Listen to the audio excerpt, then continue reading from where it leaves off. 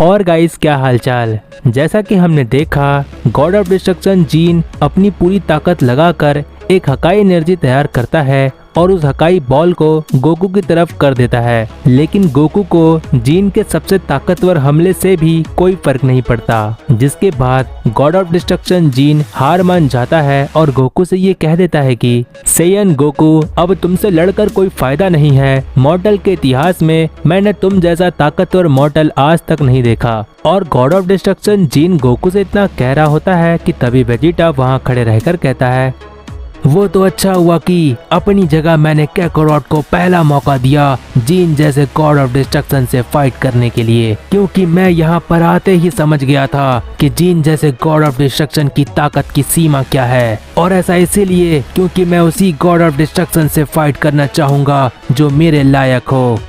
और वेजिटा के ऐसा कहने की वजह से एंजल मार्टिनो को गुस्सा आ जाता है और एंजल मार्टिनो वेजिटा से कहती है, जरा मेरी बात पे ध्यान दो, क्या तुम जीन जैसे ताकतवर देवता का अपमान कर रहे हो। और मार्टिनो की इस बात पर वेजिटा कुछ कह पाता कि तभी विस वहाँ खड़े रहकर तुरंत कहता है, नहीं नहीं मार्टिनो, दरअसल बात ऐसी है। वेजिटा का कहने का मतलब ये है कि वो जीन जैसे ताकतवर गॉड ऑफ डिस्ट्रक्शन का सामना नहीं कर सकता, और यही वो वजह है कि वेजिटा ने अपनी जगह गोकू को पहला मौका दिया। और मार्टिनो से इतना कहने के बाद विस गुस्से से वेजिटा को देखते हुए कहता है, क्यों वेजिटा, मैंने सही कहा ना, तुम्हारे कहने का मतलब यही है।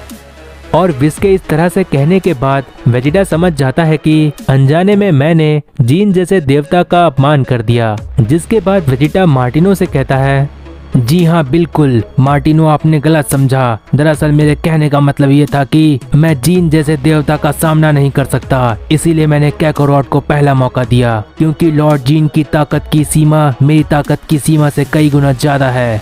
और वेजिटा की इस बात पर मार्टिनो कहती है, अच्छा ऐसी बात है वेजिटा, मुझे माफ कर देना क्योंकि मैं तुम्हें गलत समझ बैठी। और मार्टिनो इतना कह रही होती है कि तभी विस वहाँ खड़े रहकर कहता है, लॉर्ड जीन, आपने गोकू जैसे सेयन से फाइट की, जिसके बाद गोकू ने अपनी ताकत का अंदाजा लगाया और यहाँ तक कि आपने गोकू की फाइट करने की इच्छा को भी पूरा किया। गोकू के इस लड़ाई के प्रस्ताव को स्वीकार करने के लिए आपका बहुत बहुत धन्यवाद। और विस की इस बात पर जीन कहता है, शुरुआत में जब गोकू ने मुझसे फाइट करने के लिए कहा तो मैं काफी नाराज था कि मुझे एक मॉर्टल से फाइट करना होगा, लेकिन जब बात अल्ट्रा इंस्टिंक्ट जैसी डिवाइन ताकत की हो तो एक मॉर्टल सिर्फ एक मॉर्टल ही नहीं रह जाता। सच में गोकू एक लाजवाब सेयन है और मुझे खुशी है कि मैंने गोकू के इस लड़ाई के प्रस्ताव को स्वीकार किया। और जिन के इतना कहते ही गोकू जिन से कहता है, आपसे मिलकर बहुत अच्छा लगा लॉर्ड जीन, उम्मीद करता हूँ कि हमारी मुलाकात फिर से हो। और गोकू के इतना कहते ही विस मार्टिनो और जिन से कहता है, तो अलविदा लेने का समय आ चुका है मार्टिनो और लॉर्ड जिन, आपसे मिलकर मुझे बहुत अच्छा लगा।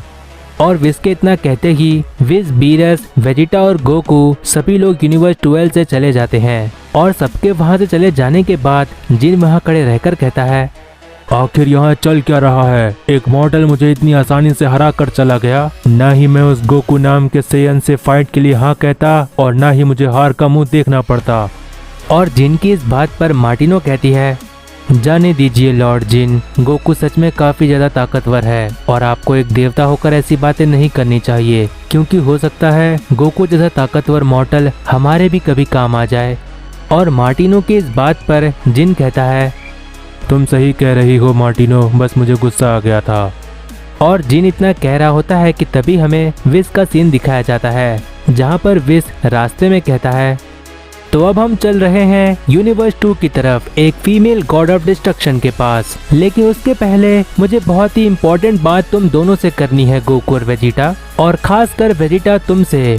और इतना कहते हुए विस एक प्लेनेट पर रुक जाता है और फिर विस गोकू और वेजिटा से कहता है, यूनिवर्स 2 यूनिवर्स 12 के काफी नजदीक है, इसीलिए हम काफी जल्दी वहां पर पहुंच जाएंगे। लेकिन यहाँ पर रुकने का मकसद ये है कि गोकू और वेजिटा, मुझे तुम दोनों को स्ट्रिक्टली कुछ मना करना है। और वो बात यह है कि हम जिस भी यूनिवर्स में जाएंगे वहाँ के देवता और एंजल का अपमान जरा सा भी नहीं होने देना है। और अगर थोड़ा सा भी अपमान हुआ तो मैं तुरंत ही तुम दोनों को हमारे यूनिवर्स वापस ले आऊंगा। क्योंकि गोकू और वेजिटा, बात को समझो, हर यूनिवर्स के देवता और वहाँ के एंजल्स के स्वभाव काफी अलग अलग हैं, इसीलिए हमें जितना हो सके संभल कर रहना चाहिए।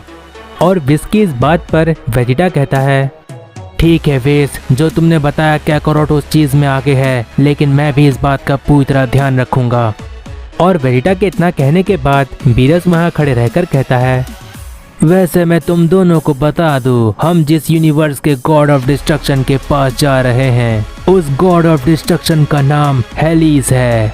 और उस हेलिस के लड़ने का तरीका बाकी देवताओं से काफी अलग है, क्योंकि हेलिस हकाई एनर्जी का इस्तेमाल अपने धनुष और तीर में करती है। और अगर उसके धनुष से निकला हुआ तीर किसी को आकर लग जाता है तो हेलिस जैसे गॉड ऑफ डिस्ट्रक्शन को सिर्फ हकाई कहना होता है, जिसके बाद उस हेलिस का तीर जिसे भी जाकर लगा होता है वो हमेशा हमेशा के लिए अस्तित्व से मिट जाता है।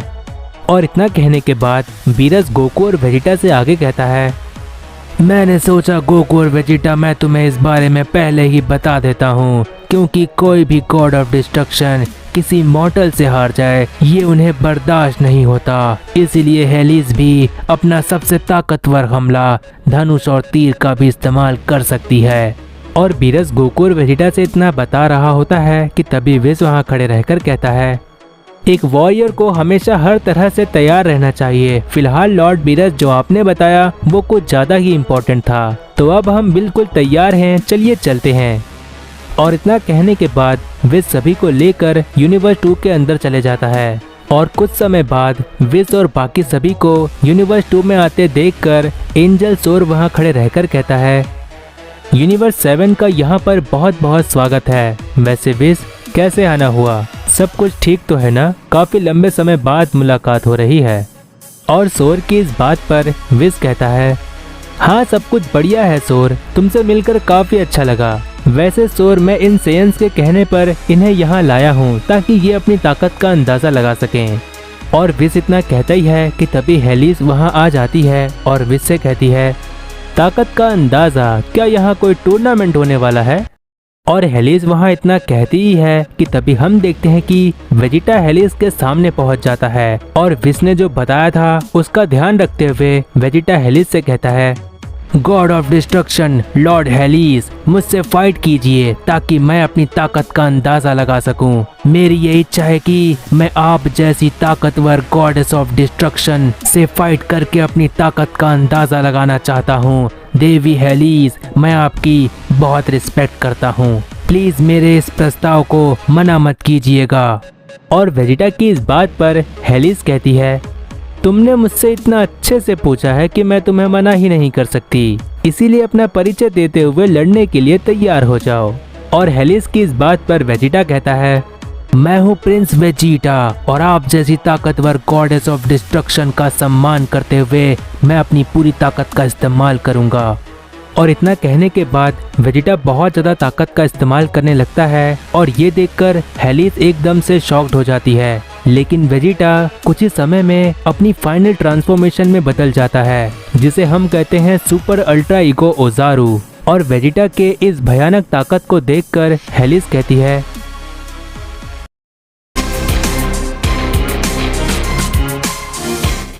तो गाइज अगर प्रीवियस पार्ट नहीं देखे हो तो चैनल पर जाकर देख लो। जितना हो सके इस वीडियो को अपने फ्रेंड्स में शेयर कर दो और नेक्स्ट पार्ट के लिए कमेंट कर दो, जिससे मुझे पता चलता है कि तुम्हें ये सीरीज पसंद आ रही है। I hope you like this video, make sure to. और तब तक के लिए